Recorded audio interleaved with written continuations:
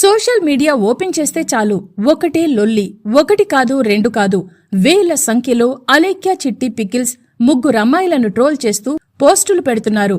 Facebook, Insta, X, thread ఇలా ఏ platform open చేసినా ఒకటే రచ్చ. తాజాగా ఈ ఇష్యూలోకి ప్రముఖ యూట్యూబర్, ప్రపంచ యాత్రికుడు అన్వేష్ ఎంట్రీ ఇచ్చారు. ఈ మేరకు సోషల్ మీడియా వేదికగా ఒక వీడియో వదిలారు. ఇక వాళ్ల సంగతి వదిలేయండి, ముగ్గురు క్షమాపణ చెప్పారు. ఇక వారి ఇష్యూను వదిలేయడం బెటర్.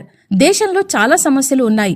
అలేఖ్య చిట్టి పికిల్స్ సమస్యను సీరియస్ గా తీసుకుని ట్రోల్ చేసిన వారంతా దేశంలోని సమస్యలపై కూడా ఇలాగే స్పందించాలి. ఎవరికీ ఎలాంటి ఉపయోగం లేని పికిల్స్ ఇష్యూను ఎలన్ మాస్క్ వరకు తీసుకెళ్లారు.